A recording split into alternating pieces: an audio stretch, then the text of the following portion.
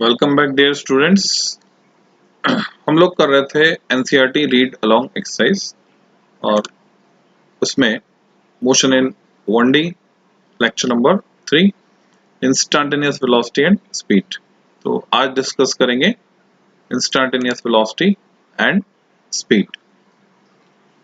Let's start. NCERT खोल लियोगे आपने? NCERT open करें और सीखेंगे हम ये इंस्टेंटेनियस वेलोसिटी क्या होती है, स्पीड, इनकी डेफिनेशन, इनके रिप्रेजेंटेशन। इससे पहले हम एवरेज स्पीड और वेलोसिटी समझ चुके हैं, पाथ लेंथ समझ चुके हैं, डिस्प्लेसमेंट क्या होता है। So article 3.4 page number 43, the average velocity tells us how fast an object has been moving over a given time interval but does not tell us how fast it moves at different instants of time during that interval। तो मान लीजिए यहाँ से उदयपुर आपने यात्रा की, आप गए यहाँ से उदयपुर, तो एवरेज वेलोसिटी ये तो पता चल जाएगा कि जिस गाड़ी से आप गए हैं एवरेज ऑन एन एवरेज वो किस वेलोसिटी से चली है। कैसे? Total displacement upon total time. पर अगर आप किसी गिवन इंस्टेंट ऑफ टाइम पर उस इंटरवल में वेलोसिटी निकालना चाहते हैं, जानना चाहते हैं कि क्या कितना तेज जा रहे हैं, तो उसके लिए हम डिफाइन करते हैं इंस्टेंटेनियस वेलोसिटी और simply velocity v at an instant t। दोनों का मतलब एक ही है। The velocity at an instant is defined as the limit of the average velocity as the time interval delta t becomes infinitesimally small। तो किसी instant पर velocity define करने के लिए हम लिमिट लगा देते हैं, कंडीशन लगा देते हैं। टाइम इंटरवल डेल्टा टी छोटा होते होते होते होते छोटा छोटा छोटा होते होते किस तरफ जाएगा? Infinitely small. In other words इसको लिखने का तरीका ये है, जैसे मैथमेटिक्स में हमने लिमिट्स सीखी, v equal to limit delta T tends to 0 delta x by delta T, और इसको हम पढ़ेंगे dx बाय dt। यानी हम किस में चलेंगे? डिफरेंशियल नोटेशन में चलेंगे, डिफरेंशिएशन में, where the symbol limit delta t tends to 0 stands for the operation of taking limit as delta t tends to 0 of the quantity on its right। ठीक है? In the language of calculus, the quantity on the right hand side of equation is the differential coefficient of x with respect to t। तो ऐसे इसको हम पढ़ते हैं। Parallel में जो मैंने कैलकुलस पे वीडियो डाले हैं आप उसमें देख सकते हैं, is denoted by dx by dt। Recently अभी एक सिंगल वीडियो में भी मैं कैलकुलस को पूरे कवर करूंगा, जो फिजिक्स में काम आती है उतनी। यहां पर आपको रेफर किया गया अपेंडिक्स 3.1 आप देख सकते हैं। It is the rate of change of position with respect to time at that instant. तो परफेक्ट डेफिनेशन क्या बनी? एवरेज वेलोसिटी होती है बच्चों rate of change of position with respect to time at that instant. अब इसका जो graphical या ज्योमेट्रिक इंटरप्रिटेशन है हम उसको समझ लें। ज्योमेट्रिकली इसका मीनिंग क्या है? We can use equation 3.3a for obtaining the value of velocity at an instant either graphically or numerically। तो equation 3.3a इसको graphically represent करना सीखते हैं। Suppose that we want to obtain graphically the value of velocity at time t equal to 4 second, जो कि आप देख रहे हैं पॉइंट P है, यहां पर 4 सेकेंड। इस पॉइंट P पर अगर वेलोसिटी हम निकालना चाहते हैं for the motion of the car represented in figure 3.3। ये फिगर 3.3 जो है, motion of the car represented in figure 3.3। तो इस आर्टिकल से जस्ट पहले जो कार का मोशन डिस्क्राइब था वो है फिगर 3.3। तो पेज पलट के आप देख सकते हैं। The figure has been redrawn in figure 3.6. यहाँ पर उसको हमने दोबारा बनाया, choosing different scales to facilitate the calculations. Let us take delta 2 equal to 2 seconds centered at t equal to 4 seconds. तो अगर हम टाइम इंटरवल 2 सेकेंड ले लें, इस ग्राफ की बात कर रहे हैं, 4 सेकेंड के आसपास का 2 सेकेंड टाइम इंटरवल है, 4 से 6 या 5.5 या 5, 4 से 5 इधर और 3 इधर, तो 4 से इधर तो 5 ले लिया हमने P2 तक, अदर ले लिया 3 P1 तक, तो ये टोटल 2 सेकेंड का टाइम इंटरवल हो गया. Then, by the definition of the average velocity, the slope of line P1, P2 gives the value of average velocity. क्योंकि हम जानते हैं dy by dx क्या होता है, स्लोप होता है over the interval 3 second to 5 second. तो इस दौरान जो स्लोप मिलेगा वो एवरेज वेलोसिटी वो मिलेगा. Now we decrease the value of delta t from 2 second to 1 second, 2 second से 1 सेकेंड पे आ जाए. Then P1, P2 becomes Q1, Q2. तो इस ग्राफ में आप देख सकते हैं P1, P2, Q1, Q2 की तरह हो जाएगा. कैसे? साइमल्टेनियसली इस ग्राफ को हम देख लेते हैं. इसके लिए तो कॉपी पेस्ट करना रहेगा.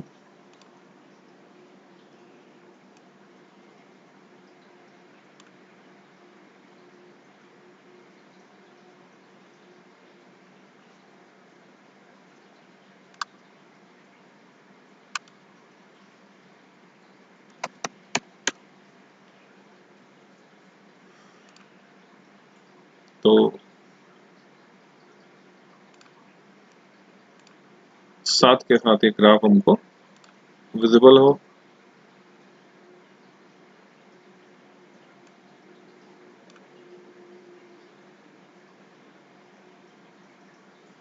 ओके,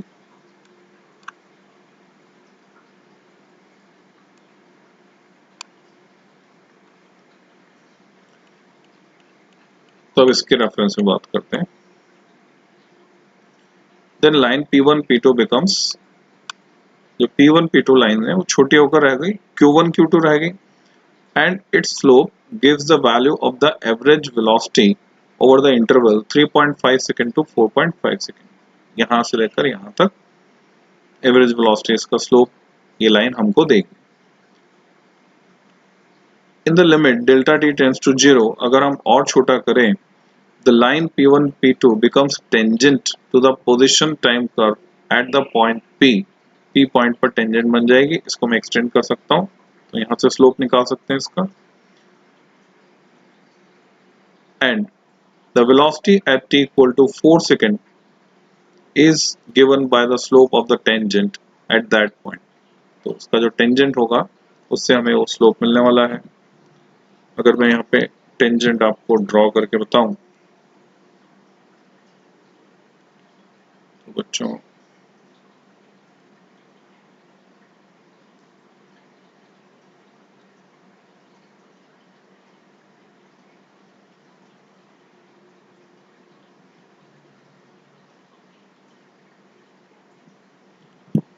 हम बात कर रहे हैं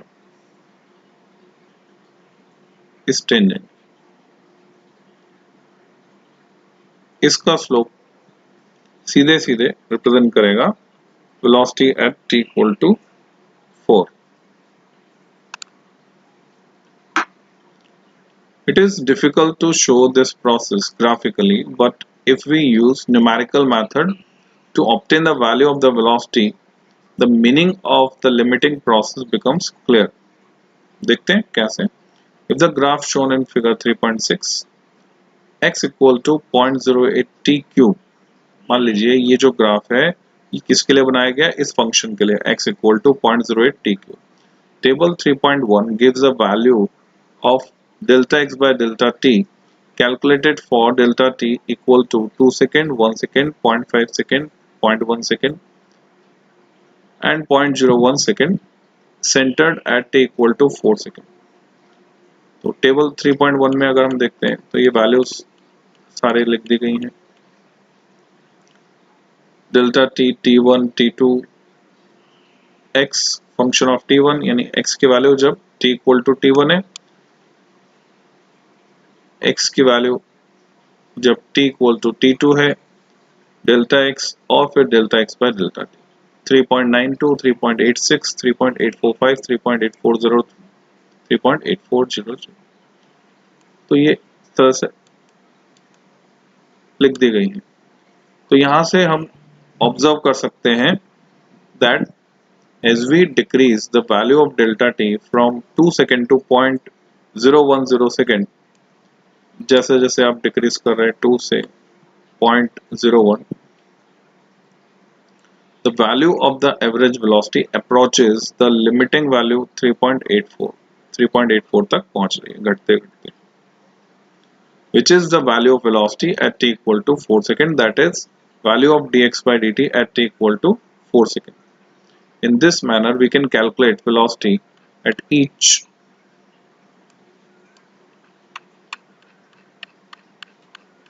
किसी भी particular time पर each instant for motion of the car shown in figure 3.3.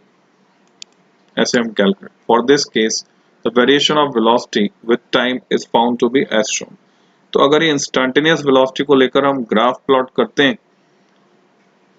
इस डेटा से, जो टेबल आपने देखी 3.1, तो ग्राफ कुछ इस तरह का आता है।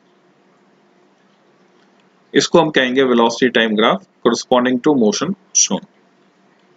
The graphical method for the determination of the instantaneous velocity is always not a convenient method. कई बार तो ऐसा होता है कि कोई क्वेश्चन आप जब हम ग्राफ यूज करके सॉल्व करते हैं तो छोटा होता है, कम मेहनत लगती है, और कई बार ऐसा नहीं भी होता है। For this, we must carefully plot the position time graph and calculate the value of average velocity as delta t becomes smaller and smaller. So it is easier to calculate the value of velocity at different instants if we have data of positions at different instants or exact expression for the position as a function of time. Then we calculate delta x by delta t, उस data से निकालेंगे। लंबा process है बच्चों। For decreasing the value of delta t and find the limiting value as we have done in table 3.1, or use differential calculus for the given expression and calculate dx by dt at different instants as done in the following example. कुल मिलाकर यहाँ पर हमको ये समझाया गया है कि उस मेथड से अगर हम जाएंगे टेबल बनाकर तो बहुत लंबा प्रोसेस हमें करना पड़ेगा, पर अगर हम कैलकुलस यूज करते हैं, dx by dt निकाल लेते हैं डिफरेंट इंस्टेंट्स पर, जैसे कि नीचे एग्जांपल में समझाया गया, वो शॉर्ट पड़ेगा। तो कैलकुलस जो है लंबी कैलकुलेशन को आसान कर देता है। तो कैलकुलस इंट्रोड्यूस हो गया बच्चों यहाँ से, जिसे हमें समझना है, सीखना है। तो इस एग्जांपल से हम समझते हैं। Example 3.2, the position of an object moving along x axis is given by x equal to a plus pt square, जहां पर a है 8.5 metre, small m stands for metre, b है 2.5 मीटर पर सेकंड स्क्वायर। बच्चों ये acceleration जैसा जैसा भी पढ़ेंगे। And t is measured in seconds, t को, टाइम को हमने सेकंड में नापा है। आपसे पूछा what is its velocity at t equal to 0 and t equal to 2 second. तो दो अलग अलग इंस्टेंट पर वेलोसिटी निकालनी है। What is the average velocity between t equal to 2 second and t equal to 4 second, और एवरेज वेलोसिटी भी निकालनी। इससे हमें दोनों में अंतर भी समझ में आएगा। तो in notation of differential calculus the velocity is, हम जानते हैं v होता है dx by dt, और मैं समझता हूं आपको फॉर्मूला याद होगा डिफरेंशिएशन का। कौन सा फॉर्मूला हम काम में लेंगे डिफरेंशिएशन का? जो जनरल फॉर्मूला है डिफरेंशिएशन का, x की पावर n को अगर आप डिफरेंशिएट कर रहे हैं d by dx, कोई फंक्शन है, इसको हम फॉर्मूले की तरह यूज करते हैं। x की पावर n को डिफरेंशिएट कर रहे हैं, then it is n times x raised to power n minus 1, और किसी कांस्टेंट का डिफरेंशिएशन आप करते हैं d by d x of c time x, तो इस सिचुएशन में हम क्या करते हैं, कांस्टेंट को बाहर निकाल देते हैं, c times D by d x of x, इस तरह से इसको पढ़ सकते हैं। तो ये आपको समझना है। तो यहां पर a plus b t square का डिफरेंशिएशन टाइम के रिस्पेक्ट में, a जो कांस्टेंट है उसका डिफरेंशिएशन 0 हो गया, बी टी स्क्वायर का बनेगा 2bt, और 5 कहां से आया उसको समझें, b की वैल्यू इसमें रख दी हमने, b की वैल्यू 2.5, 2.5 इंटू 2 इज 5, तो ये आ गया 5t metre per second velocity at t equal to 0 second. जैसे मैं t 0 रखता हूं यहाँ पर, तो ये वेलोसिटी पूरी ये टर्म 0 हो जाती है, v equal to 0 metre per second, and at t equal to 2 second अगर मैं 2 रखता हूँ t की जगह, तो ये 10 मीटर पर सेकेंड मिलता है मुझे। तो एवरेज वेलोसिटी अगर मैं निकालता हूँ तो x4 माइनस x2, यानी 4 सेकेंड पर जो डिस्प्लेसमेंट था उसमें से 2 सेकेंड पर जो डिस्प्लेसमेंट है उसे सब्ट्रैक्ट करूंगा, तो a plus 16b minus a minus 4b, हमने इसी एक्सप्रेशन में a और b की वैल्यूज पुट की, साथ में t की वैल्यू भी पुट की।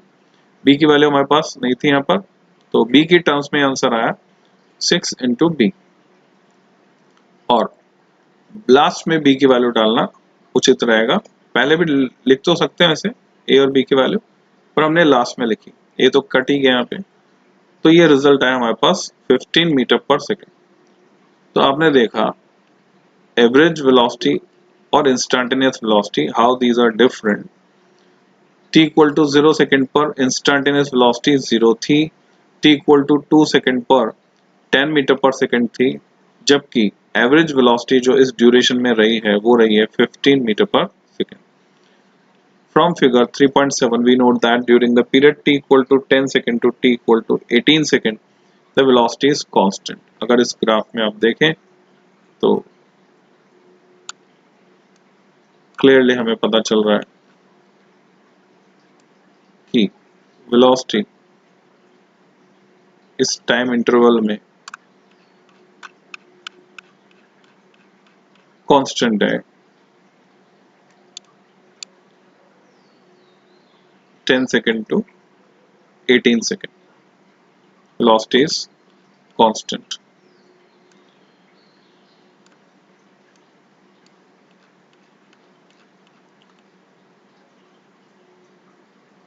Between period t equal to 18 second to t equal to 20 second it is uniformly decreasing, and during the period t equal to 0 second to t equal to 10 second it is increasing। Note that बच्चों ये language कई जगह मिलेगी आपको NCERT में, note that, तो ये clear होना चाहिए आपको। For uniform motion velocity is the same as the average velocity at all instants, ऐसा हम स्टेटमेंट दे सकते हैं, क्योंकि अगर मोशन यूनिफॉर्म हो रहा है तो फिक्स टाइम इंटरवल में जो डिस्टेंस ट्रेवल्ड होगी वो फिक्स होगी, वेलोसिटी कांस्टेंट होगी।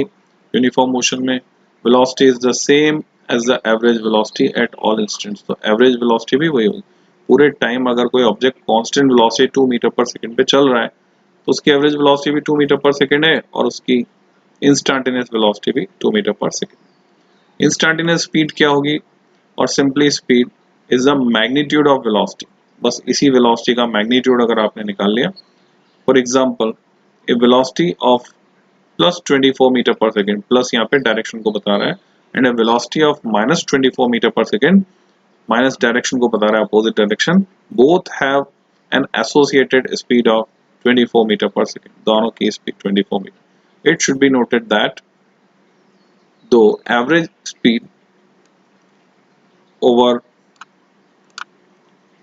ए finite interval of time is greater, इस पे बच्चों क्वेश्चन बना देते हैं, कंसेप्चुअल क्वेश्चन बन जाता है, कंपटीशन में क्वेश्चन बन जाता है कि एवरेज स्पीड जो है फाइनाइट टाइम इंटरवल में ज्यादा हो सकती है, बराबर हो सकती है मैग्नीट्यूड ऑफ एवरेज वेलोसिटी के, instantaneous speed at an instant वो हमेशा इक्वल होगी मैग्नीट्यूड ऑफ इंस्टेंटेनियस वेलोसिटी के एट दैट इंस्टेंट। तो ये एक इंपॉर्टेंट कंसेप्ट है, इसको आप मार्क कीजिए। Average speed over a finite time interval of time greater और equal to magnitude of average velocity, but instantaneous speed equal to magnitude of instantaneous velocity at that instant. ऐसा क्यों है, गौर करें इस पे तो आपको समझ में आ जाएगा। जो अभी हमने डिस्कशन किया उसके बेसिस पर आप इसको समझ सकते हैं। तो इस लेक्चर में इतना ही, अगले में हम एक्सेलरेशन के बारे में पढ़ते हैं।